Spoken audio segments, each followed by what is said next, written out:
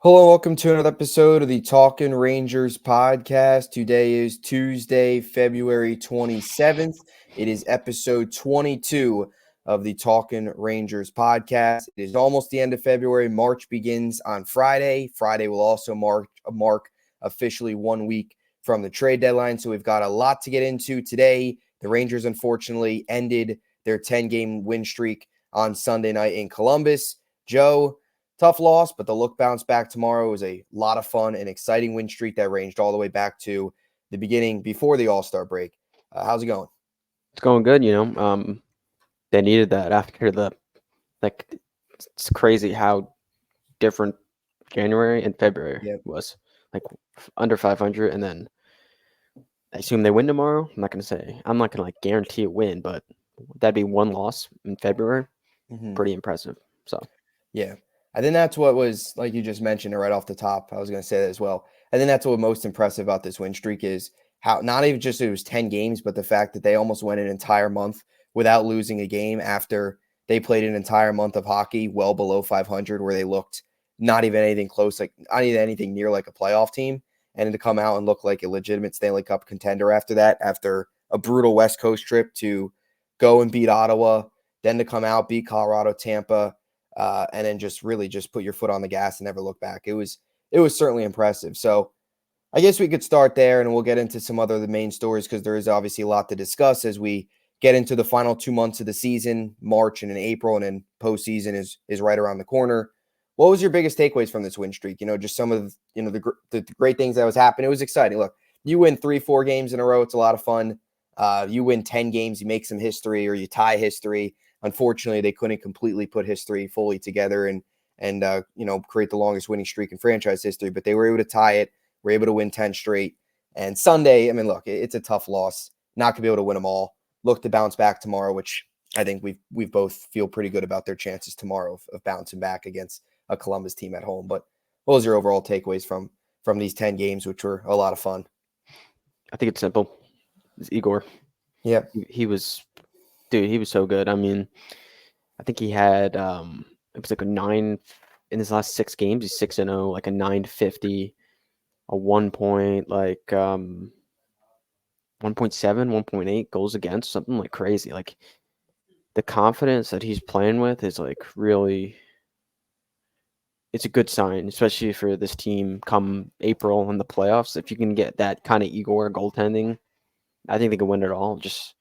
I think that was a major problem with me, regardless of the losing streak or how bad they were playing in February. My thing was always going back to Igor. Like, is he going to be good? What is he going to be come playoff time? Because he's the X factor. So, and he's been awesome. Yeah.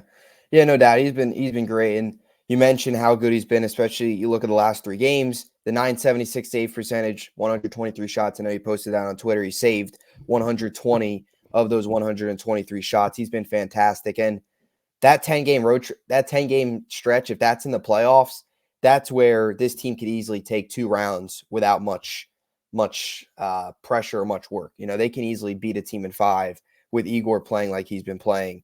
Back to the Vezina Igor, back to the player that we all know and have fallen to trust so much, and that obviously got away in January, and that was definitely huge concern.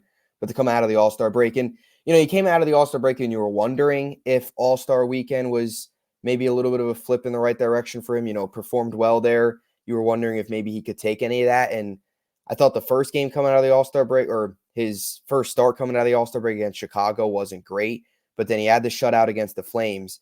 And then after that, it was outside of that one period against the Islanders, he locked in the rest of that game and then just was dominant against Dallas, against Jersey, against Philly, was excellent, especially Philly. A 2-1 game, tight, late, had to make some big saves, and has been huge. I think that's what like this team, it just showed you how good they are and how unstoppable they can be when Igor is Igor. No other team, we're talking off air, the Maple Leafs, some of these other teams that potentially could be matchups in first round or just run into them in the playoffs. None of them can match up what Igor can do when Igor's on like that. Even when Igor's off, he's better than some of those goalies that we might have to face come postseason time. So that was certainly huge. And He had that stretch to a 4 straight games, so they were just kind of riding the wave there. Of course, had to get the day off on the back-to-back, but we've seen a lot of times where Quick and Igor alternated a lot. That wasn't the case. Shesterkin took the 4 straight games and was fantastic. So back to Igor, which is certainly huge. Now, one of the guys that was the big storyline out of this win streak was Matt Rempe, who gets called up against the Islanders and starts that game with a fight against Matt Martin. And then, Rangers end up going on to win that game. The Matt Rempe stuff then really came alive again in Jersey, which we said that podcast before who was his first victim was going to be. And it was Bastion, who was his first victim of putting a guy through the boards. Ends up getting obviously ejected from the game, and then fights Philly, fights Columbus. What has been your impressions on Matt Rempe? This guy is taking the league by storm right now and has only been in the NHL since February 18th, which is crazy. 9 days and he's taking the league by storm. Dude, he's awesome, man. I mean, the way he plays, like, it's like a freight train, dude. Like, he tries to like run people through the boards. Like, he crushes guys. And again, like, he fighting guys, I mean, he kind of got the shit beat out of him against Columbus. I think it was Olivier was the guy's name, but I mean, he has been good. I think just in general, I think he's like +2. He's got 2 points. He's good in front of the net. Hasn't been on for any goals against. Hasn't taken any penalties, obviously, besides the fights. Yeah. And then I guess the head contact, but I didn't agree with that. But no like stupid penalties where it was like that was not a good penalty to take. But I think he's been awesome. I mean, it's fun to watch.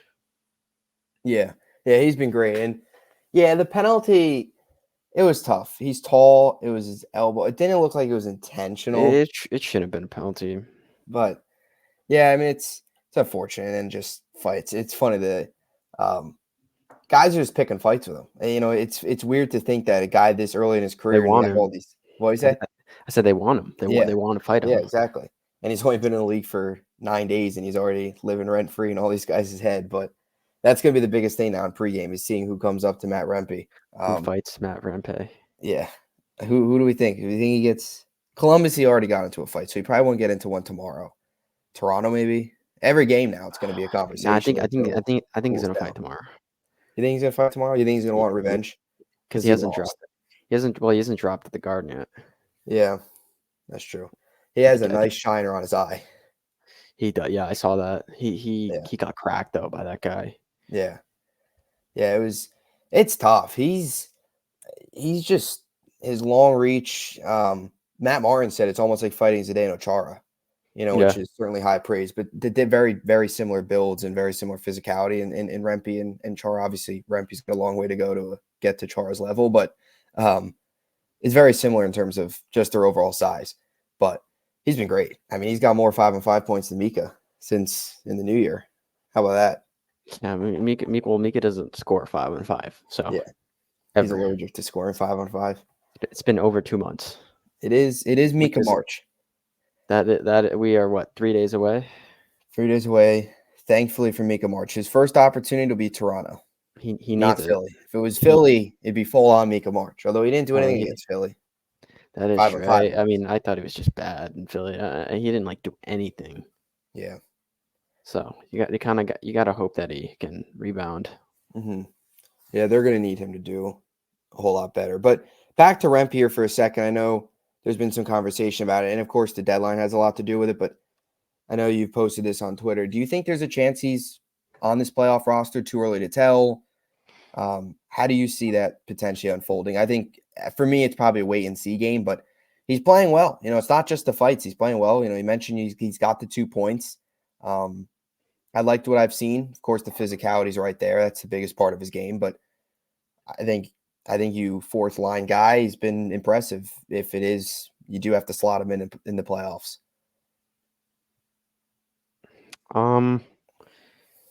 It's like 50-50. I feel like it all depends on what they do at the trade deadline. Yeah. Like if they add 1 or 2 guys, then no, because just of the domino effect where like VC comes down, Brzezinski comes down. So I'd probably say no. If I had to say, it would be no, just because of the fact that I think they're going to add. Yeah. Not saying that I think he could be on the team. There's definitely a chance, but if I had to take a guess, like if it was a yes or a no, I'd lean towards a no. But I would love to have him in the playoffs. Imagine like game one of the playoffs, just running someone through the boards, the Garden's going crazy. That'd be awesome. Yeah. Who does he run through the boards? Let's see. Playoff matchup. I don't know. Probably we'll say he runs like He runs Hedman Keen through into the boards. He runs like Hedman into the board, Edmund, yeah. knocks him out of the game. That'd be, yeah, Garden's roaring. Matt Rempe. Rempe Wow. takes Hedman out of the game. That would be, takes him out of the series. That hey, maybe we need that. Completely just knocks him out. Don't want to see could. injuries, but Rempe has that ability. I mean, if it benefits us, Nah. maybe. No? We've been hurt enough with the injury bug. Don't want to wish it on other teams. Yeah, I guess not, but that would be sick if. No, a big hit. Yeah, I mean, if he a big hit to jar another team a little bit, to jar another player. I mean, that's what Rempe's all about. I mean, that's what you want to see in these fights. You want to see him just completely knock the other guy down. Yeah. Just completely drop him. So yeah, Rempe's been cool. It's been a good story, and yeah, it's been a lot of fun. Every game now, it's going to be a conversation of who Rempe's going to fight. Everybody wants a piece of him, which is certainly high praise for a guy. And spent 32 minutes in the penalty box, which is 9th most through 5 games in NHL history. Which I know we were talking about this off air. We both thought it'd be a lot higher than 9th, tied for 9th most, but there's definitely some guys that probably got ejected, which certainly doesn't help your penalty minutes, or it certainly increases your penalty minutes. Yeah, he hasn't got like a 10-minute misconduct yet. So, and then of course the 10-20 minutes and 1 second on ice. So spent more time in the box than he has on ice, but when he's on the ice, he certainly does not let his minutes go to waste. He certainly makes his presence felt multiple times this 5-game stretch that he's been on. So that's Rempe. We move on now to Mika. I guess we go to Mika here. Kind of jokingly, we talked about it, but it is a serious concern. This is a guy that hasn't scored a 5-on-5 goal since October or December 23rd. It feels like October, but December 23rd against the Sabres, which was the game before the Christmas break. Little did we know that was a couple games before the Rangers would go on the massive January slump, and a reason for that slump was certainly Mika Zibanejad's poor play. And while we've seen some better things on the power play, while we've seen him rifle some shots, and like we saw in the Stadium Series game, there's certainly been some of those times where he's had the one-timers finally fall on the power play, which for a while there, those weren't falling either. For a while there, he wasn't even taking those. So it's good to see that. But the 5-on-5 is still an issue. Not scoring a 5-on-5 goal in over 2 months in 2024 is concerning for your top line center, for your guy that's supposed to be one of your best goal scorers.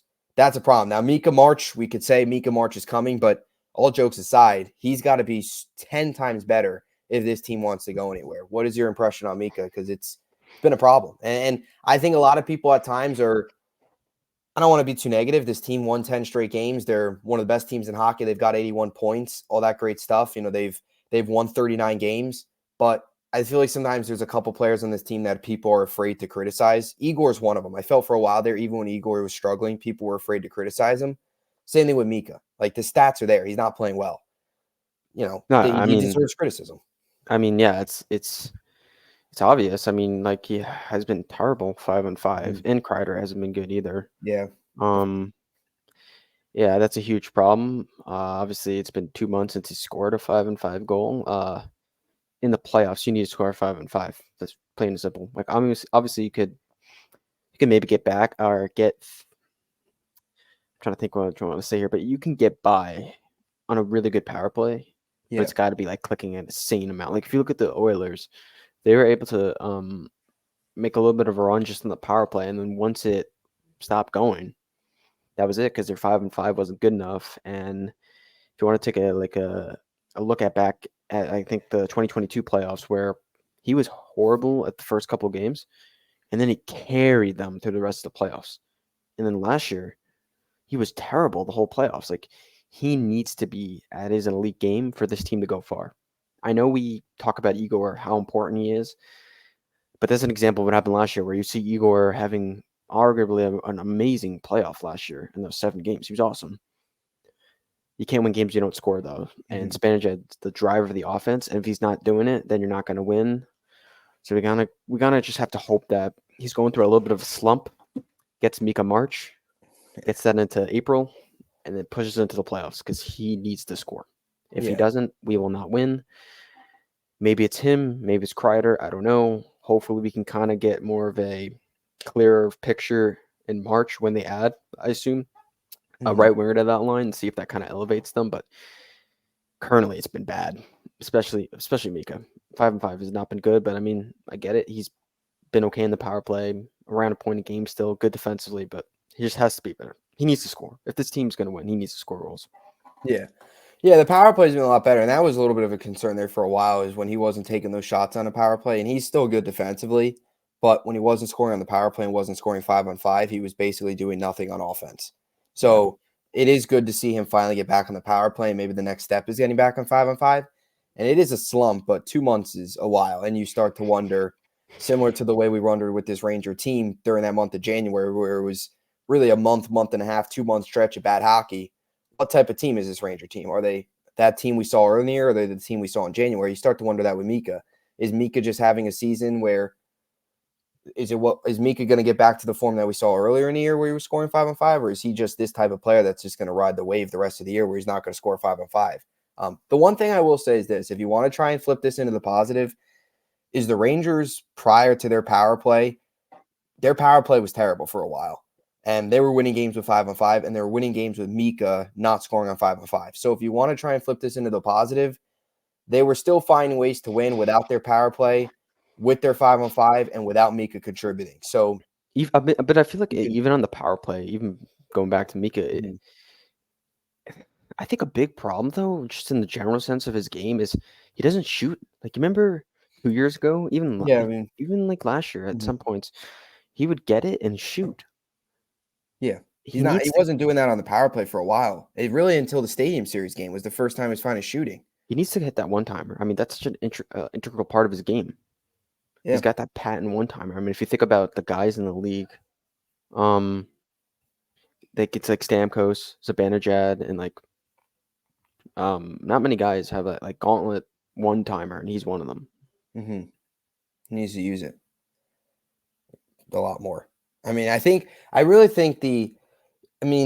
had the goal against the Islanders, which is the one-timer. But other than that, you haven't really seen that. He's been passing up a lot of those, which is a problem.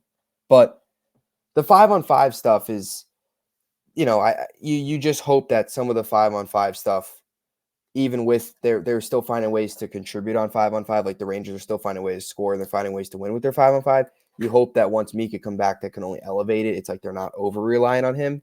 And if he can come back, Mika March, what is concerning though is him not doing anything against the Flyers, which is a little concerning because he owns the Flyers. And the Lightning. And the Lightning too. Also the Lightning. Yes, the Lightning, another one. But yeah, that's just the whole point, is you hope that he can get back, but the Rangers are finding ways to still win without him doing much on 5-on-5. If he can get back on 5-on-5, that's a whole other weapon. But I don't think many of us were going to expect at this point in the year that Kaapo Kakko would be the best player right now on that line in terms of just, his overall play. Would you tend to agree with that? I mean, Kakko's been very good. Well, I mean, I feel like they've had like a revolving door, because it was like Kakko, then it was Wheeler, then it was VC, and then I think actually today at practice they moved Kakko back. Yep. But just 5-on-5, if you want to look at that, it's not even close. He's been out of all of them, he's been the best. I mean, he's not scoring numbers, but just 5-on-5, I actually think he might be better at scoring than those two guys. If you want to look at like average time per like 5-on-5 points, he's definitely better. Yeah. Yeah, Kakko's been very good. You know what else I got to say? I have to get this off too, and then we'll get to Lafreniere, which has been a huge positive. I don't know how many more times they're going to miss breakaways. I feel like they've never scored a breakaway this year. I can't even. No. They're terrible. They've always Especially been. Kreider. I mean, they've all been bad. Like How many more times have we missed breakaways? It's wild. It's crazy. they don't score. They don't even get a lot of breakaways to begin with, but they never scored them No. anyway, so it doesn't matter. I feel like they've had a couple shorthanded breakaways. Yeah. Feels that they've just haven't been able to bury, and that's a problem. Big problem. It's They weird don't though that get they breakaways. you think they'd get a lot because just I think they're good off the rush from like the defensive zone. Mm-hmm. I don't know. They don't have a lot of speed though, No. so they can't get like separation once they get behind the defense. I feel like a lot of times they have like a chance to get a breakaway, and then they get caught from behind. Yeah. Especially Kako. I think Kako gets a lot of like breakaway opportunities, if you want to like say that. Mm-hmm. And then he's like kind of slow, so he gets caught a lot. Yeah. Yeah. There was a breakaway it might have been against Columbus or it might have been Philly. I forget who it was. It might have been Kako. They had a breakaway and they got caught from behind. I think it was Kako. Yeah, it probably was Kako. But yeah, they've had a ton of them and they've just missed. At some point, you've got to start to bury some of those breakaways. But, I mean, it's what it is. They're still finding ways to win games. So it doesn't really, it's not, It would be breakaway's nice. not the end of the world. It'd be nice to see one go in though. Yeah, it would be. Maybe tomorrow. Mika breakaway 5-on-5 goal. I don't Is that know. how it That's breaks the streak? that's a little crazy. Kill It's two crazy. birds with one stone. We get a 5-on-5 goal. We get a 5-on-5 goal for Mika. That's and crazy. We finally get a breakaway goal. I think that's crazy. I don't see Mika scoring. He's gonna go the whole year without getting another one. You think so? He'll score in overtime though in the playoffs, 5-5. And we'll all forgive him. He'll go on. I think he's gonna go. He'll go on like a tear. The next 5-on-5 goal Mika scores is to win the cup. Game 7 overtime. That would be 6 months in between 5. Nobody will care though. That is true. Imagine if you would have told us on December 23rd, hey, the next goal is Game 7 of the cup. How are they getting to the how are they getting to the cup if he's not scoring? Like I said, they're finding they probably won't get to the cup if not scoring, but they have found ways to win without their power play on 5-on-5 without Mika scoring on 5-on-5. That is true. So I mean, and then they could ride the wave. It's not like maybe especially if you continue to get what you're getting out of Lafreniere in that third line, plus the additions at the trade deadline. It's just I think it's just crazy to think about that he hasn't scored a 5-on-5 goal in 2 months. Yeah. That's insane. Crazy. That's insane. It's not even a slump. It's just terrible. A slump is like a couple weeks. Like that Rangers January, 2 months. like 2 months is not really a slump. It's been 20. A slump is 2 weeks maybe where you're not scoring, you're not getting any pressure, you're not doing anything. Dude, it's been 24 games. Thank God he's good on defense. If he wasn't good on defense, he would be terrible. Dude, that's a quarter of the season though. What, since he scored a 5-on-5 goal? Yeah. Yeah. Yeah, but it was before Christmas.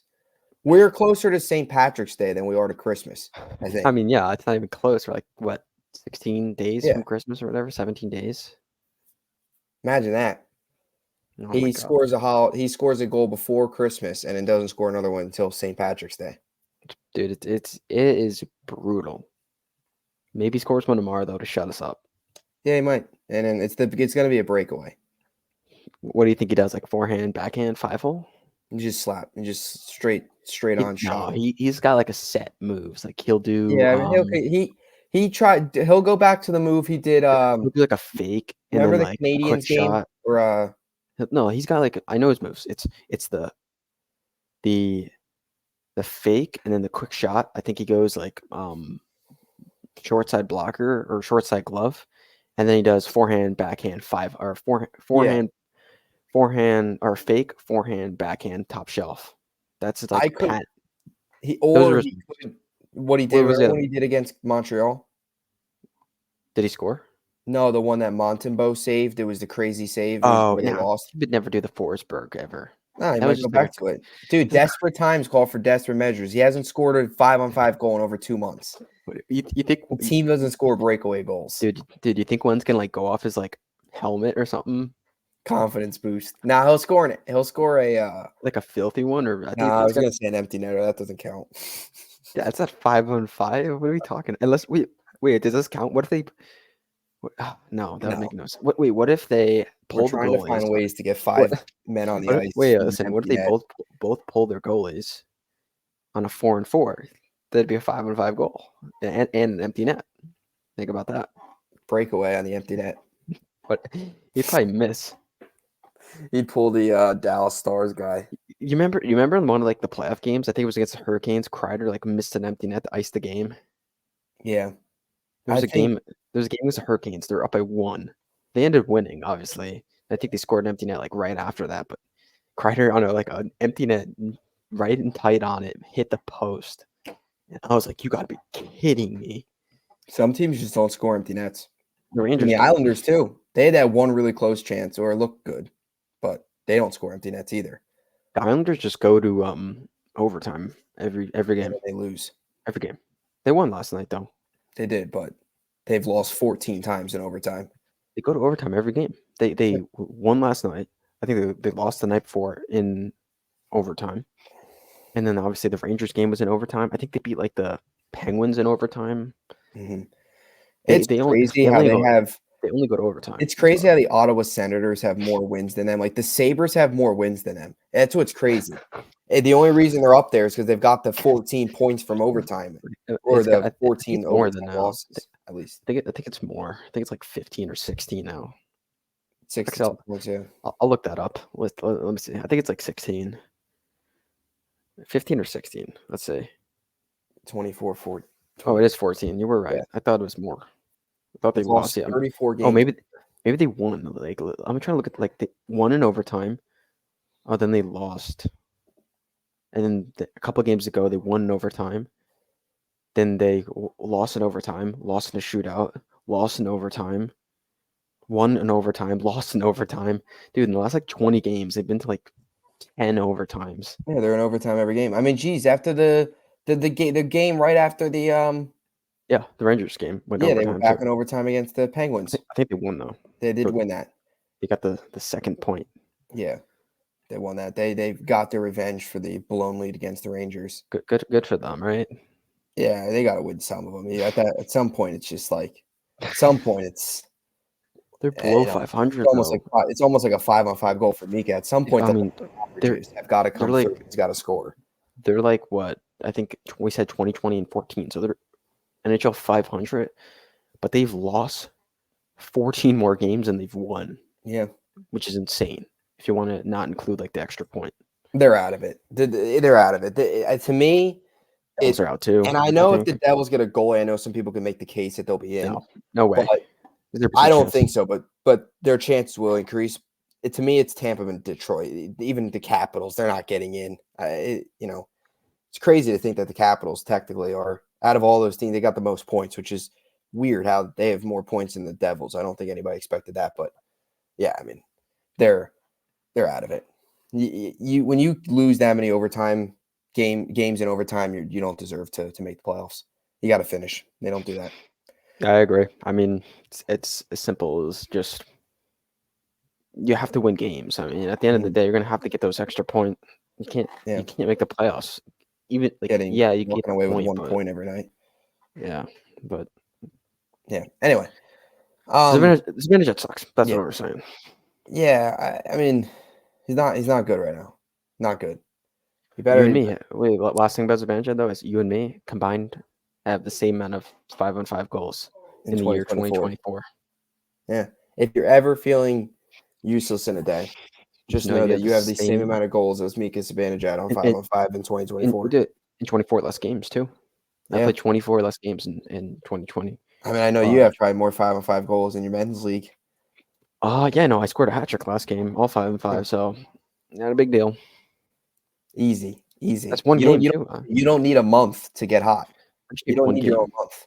Yeah, I think I don't know if I said this in last week's episode or we're talking off air. I think I have 10 points in 5 games. 2 points a game. Like put me. We were saying put me on that. Get me on that right line first. Stretch that over 82. Get me on that right. Get me on that right. Right wing first line. Replace me with VC. Replace VC with me. We're gonna throw you in against Rempe. No, I use Rempe as my I'd cheap shot someone and then I'd have Rempe come to my defense. Yeah, That must be so nice having Rempe on your team get hit. Just go whack this guy for me. Kind of stemming off what we were talking about, though. Yeah. I'll go into the next part. Yeah. Someone who's not bad 5-5 and is not struggling. What are your thoughts on Alexis Lafreniere? He's a monster. Alexis Cooking. Lafreniere is a beast. Dude, he's He's arrived. cooking. He's arrived. He's awesome. You're finally starting to see some of these goals. He's had 7 goals in the last 10, 5 goals in the last 5, or 5. I apologize. 7 points in the last 10, 5 points in the last 5. He's had 3 goals in his last 5 games. This is a guy that he's arrived. I think that's the best way to put it. He's a monster. It's great to see him starting to finally finish some of these, and he's still snake bitten a little bit, no doubt. But he's been a beast. And when you look at what he can do over the rest of this season, you're looking at a guy that's having a career high in every statistical category. I know you posted that on He's Twitter. on pace for like 50, 24. It'd be nice Yeah. if he could get like 25, 25. I would be like, that's a good season. Yeah. I think at least in the right direction, or like stepping in the right direction. I know he doesn't play power play, but 50 points even strength or whatever he ends up getting even strength, it's pretty solid. Yeah. But really, I mean, this guy is at his best. I mean, I know some people have started to make the case that he can be a 100-point player, but at his best too, I think you're seeing a guy that can no doubt the rest of his career be a point per game guy, easily. And he's been great. He's been one of the best players on this team. That third line as a whole, you got to give credit to all of them. Of course, Brodzinski's been great. Will Cooley's been awesome. We've talked a lot about him this year and his development and how good he's been. And then, or I apologize. I apologize. I'm talking about the second line. I'm talking about guys on the third line. Panarin, Trocheck. I said Trocheck. I don't know why I was talking about Brodzinski and Cooley. Panarin, Trocheck have been obviously great. Panarin had a career high in goals he hit in Columbus when they were booing him, which is funny. They booed him every time they get the puck. They were consistent all night, but Trocheck's been amazing. Lafreniere, of course, has been a monster as well. But yeah, he's been great. You're finally starting to see some of these goals finally go in, which is good to see. Of course, he had the one against Philly. Definitely a point per game player you're seeing, and a guy too that has left so much meat on the bone. Yeah. And I don't want to look ahead, but I am so excited to see what he can do next year. Like, so excited. I'm not looking ahead. But just saying for the future, he is a guy that I think Ranger fans should be most excited about him for the future. I know Gabe Pro and all them are coming up, but this is a guy that is finally, he's got the right coaching in the right system, is finally making plays. And he's snake bit still, but you stretch this across next year, I think you're going to see potentially an all-star out of him. No doubt. He's been a beast. So. I mean, yeah, he if he scored on like half of his like high danger chances, he'd have what, 30 goals right now? He would score like 40 maybe this year, I think. Yeah. If he executed on or scored on 25% more. Something he gets a crazy amount of chances. Yeah. He would easily have 30 at this point. He definitely could go for 40, no doubt. He's been so many times as he had those taken away from him. But what do you think? Do you think he could be easily a point per game guy next year and then moving forward? I think he would have to play the power play, but yeah. Yeah. Yeah. I think he would have to play the power play. He's scoring 5-on-5. That's what we need. 5-on-5 goals, not from Mika, but from Lafreniere is it. But no, he's, all jokes aside, he's been excellent. That second line all year has been great. I mean, you really wonder where this team would be right now if it wasn't for that second line.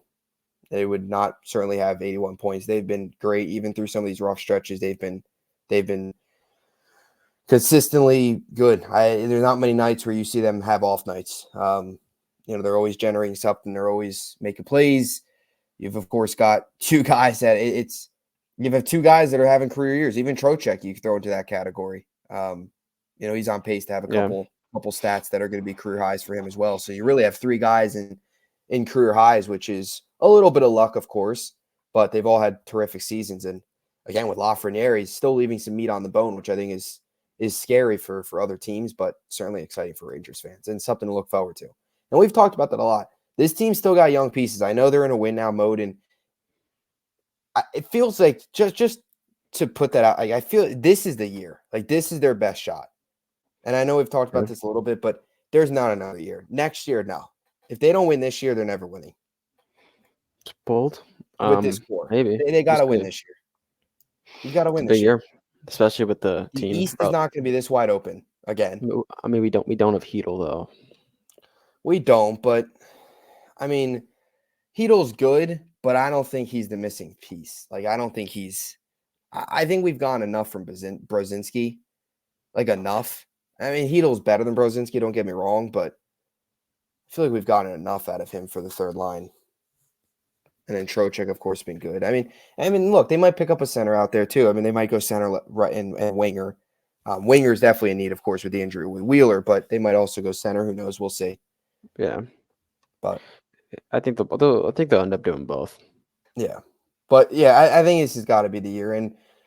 But also, just looking forward, you've got all these young guys. You're seeing Kakko playing well, not quite as well as Lafreniere, but they're both a little different in the ways that they contribute. And you're starting to see the coaching pay off. And I think we've mentioned a lot as well how that Kakko, the break for Kakko certainly helped. You know, he's been a lot better since the injury. Lafreniere has been, of course, good all year. Clutch, very clutch. Signature play. You think Lafreniere gets like a signature playoff moment? Overtime goal. He gets him in the regular season. I feel like that signature playoff moment's got to be coming for him. Goes end to end and overtime, wins the game. Which game? We got a game 7? Game 4 of the third round. To win it, to sweep? Just to win. Just an important game 4. I don't want to important. I don't want to go too down the farther road, you know. What do you think is? And we'll get to a couple other things here but what do you think is the easiest path for the Rangers to win the Stanley Cup? Yeah.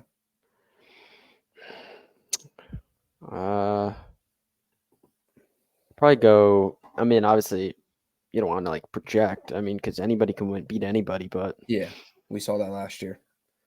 Florida. If I'm trying to be as realistic as possible, I'd probably say Red Wings, Hurricanes. Well, easiest or realistic? I don't think they're going to get the easiest. I'll just give you realistic. What I think probably could happen would be Red Wings would be the easier, if you want to even say that, of the Lightning series. I'll kind of I'd say the Red Wings. Answer your question a little bit there. Would be Red Wings. Then I assume it's the Hurricanes that beat the Flyers. Yeah. And then I think you have to play the Panthers. It'd be a tough series. I think that'd be the hardest series out of any of them. Yeah. Even the Flyers. I mean, that would be. You go to the Cup. That's definitely the top 2 teams in the East, no doubt. I think Florida's. I don't think Boston's going there. I think Florida's the best team in the league. So if you can beat Florida, you should be able to win. That's what I'm thinking. Out of the West. Out of those 2 teams, if you can beat Florida, you can win. Yeah. You think, out of the West, do you think it's Dallas? I mean, Dallas is obviously up there. I think Dallas probably. Vancouver is interesting. Vancouver's going to be interesting. I don't know. I kind of think Vancouver now. I think they could steal around almost like the Devils did last year. I think they could win around, but I don't think they're going much further than that. Then Dallas will probably be there. Vegas, of course, will be knocking on the door, and Edmonton as well. I mean, they're a threat. I can see them possibly winning around. That's about it, though. Yeah, Vancouver. Yeah, I don't think they're going to make it that far. I mean, who knows? Maybe it'll be a rematch of 94, but I don't think so. If I had to make a guess. Stars are aligning. We see this is history. We went back and did the history earlier this decade. You did some of the history stuff. Now we're doing more history. That is true. Everything's aligning. 2024. And then we're just waiting for a Mika Zibanejad 5-on-5 goal, and we'll be perfect. I mean, if we get a Mika Zibanejad 5-on-5 goal, what happens first? Rangers win the Cup, or he gets a 5-on-5 goal? He may never score another 5-on-5 goal, so Rangers won the Cup. This is it. This is the year. This is the year. I can't wait for the playoffs. We're at the point of the season where, look, hockey's a lot of awesome, but it's just get me to the playoffs. Just stay healthy and get me to the playoffs. March is a slog. March is a long month. April, there's only 7 games, I think. April at that point, You're already in playoff mode, all that stuff. Yeah. The deadline's passed. You're all ready to go. March is just, it's long. It's a full month. It's the final full month of the regular season. It's just like the playoffs are knocking on the door. Mhm. I'm just so ready for the postseason this time of year. It happens every sport. Same thing with baseball. Once you get into like August, just fast forward. Get to Hockey, October. this is the case too. It's just get me to the playoffs. But as like New York football fans, we don't know what that means. New York football fans, you want it to go as slow as possible because Let's you get want into to enjoy October. every game because you're not getting playoff football. Let's get to October. Still in the playoff hunt. And then once November hits, fast forward to the off season. No, I'd say October is the off season for the Jets. Most times. One other guy that has struggled before we close things out is Keandre Miller. He's been bad, really bad, terrible. I think you can make the case he might be playing the worst on the team right now. I know that's a tough label to put on you, but he's been awful and terrible. He has been getting beaten like crazy at both blue lines. Mm-hmm. He's not been good, and offensively I think if you go back and look at the earlier videos that we had, we probably were praising him, thinking, "Hey, this guy could score 50 points this year."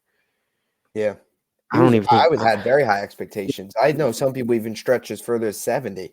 I think he ended in the 40s last year, and I don't even know if he's going to get 30. No, the defensive drop off is even more concerning. That's way more. Yeah, it's not even. It's not even close. His drop off for defense, obviously want him to play well offensively, but if he doesn't play good, his job's a defenseman, so they're gonna have to get into as much as Igor can make saves, they're gonna have to get into shootouts. If they want to win games, they're gonna have high scoring games because he's gonna be giving up a lot of chances. Yeah. I just, every time you look and he's caught an on-man rush and he's terrible against the rush. And again, we've talked about this a lot, but he's got a lot of natural talent and he just relies on that too much. It feels like, Yeah. He just relies too much on his talent, his natural talent, and nothing. And it's just, it hasn't been good. It hasn't been good. I don't even know what you do. He's just having a bad year. I hope this isn't. You got to hope that he kind of we're talking a little about Zibanejad is that just find something.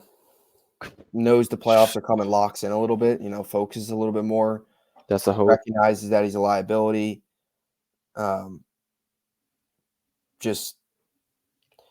Hopefully for a lot of these guys, and it's just the playoffs. The playoffs are coming. It's down the stretch of the season. You've got 23 games left, or right? Is it 23? 23. Yep. 23 games left. You got to lock in. This is the final full month of the season, and hopefully that's the reality. The trade deadline is a big checkpoint. Once the trade deadline is done and over with, March 9th, it's full steam ahead. Your rosters are set. Everybody's ready to go. It's all in. There's no looking back. Hopefully for some of these guys that are struggling, Mika and Keandre Miller, it's lock in. I've got to be 100 times better than what I am. Because Miller's been, and it's been all year. At least with Mika, early in the season, he's all right. At least with Mika, this is Miller's just been all season. We've been talking about this since the year started. Yeah, Mika at least hasn't been good. More. He also was off to a terrible start too. If you look at his 5-5 stats too, not just we're talking about the last 24 games, he's got 5 goals, 5-5, which is brutal. Yeah. Yeah. But going back to Miller though, it has been ugly.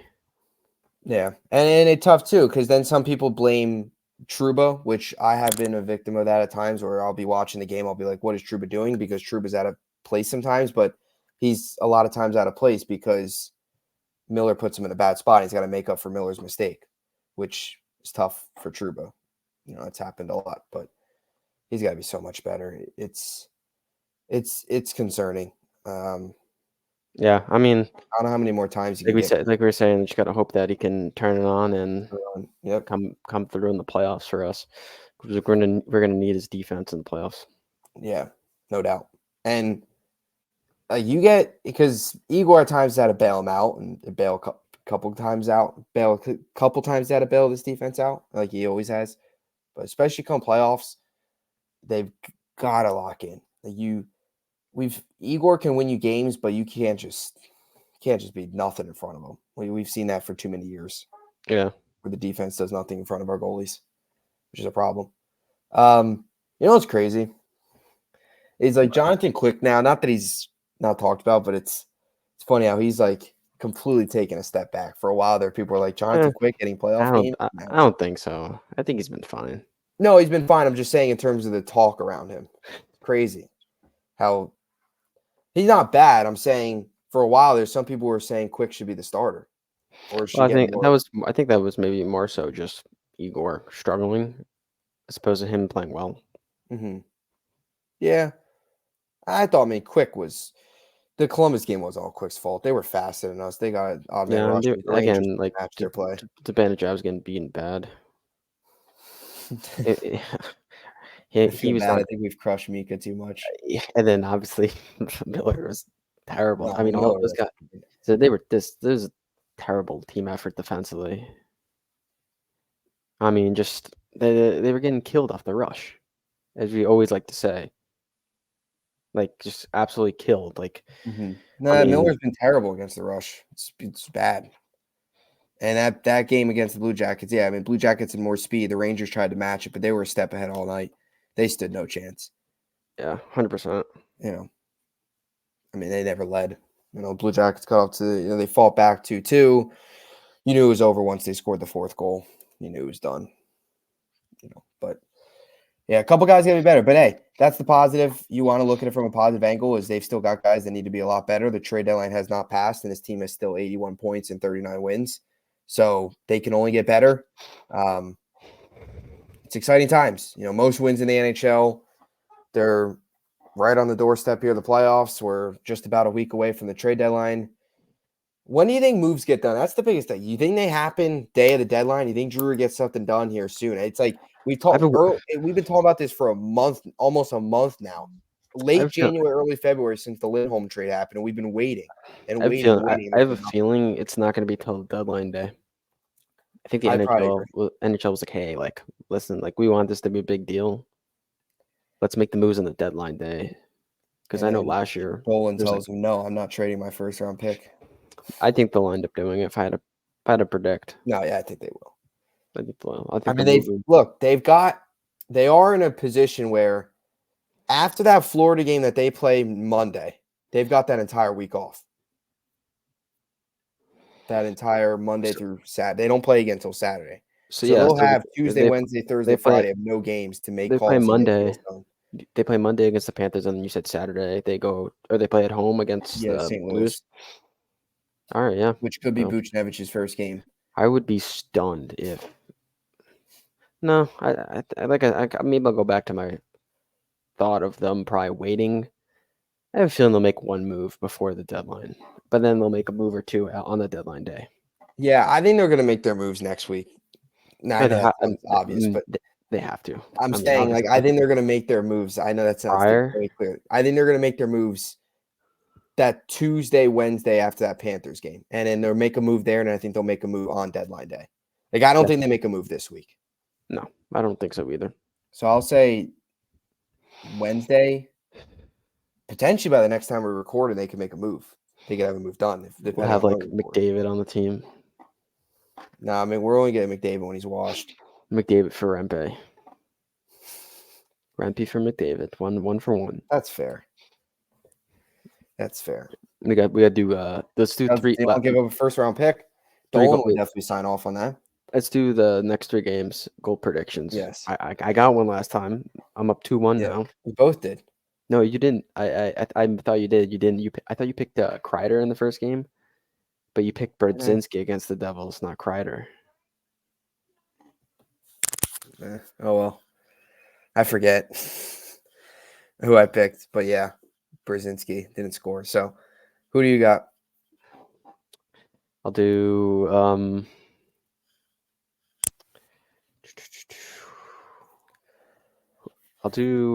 Lafreniere tomorrow.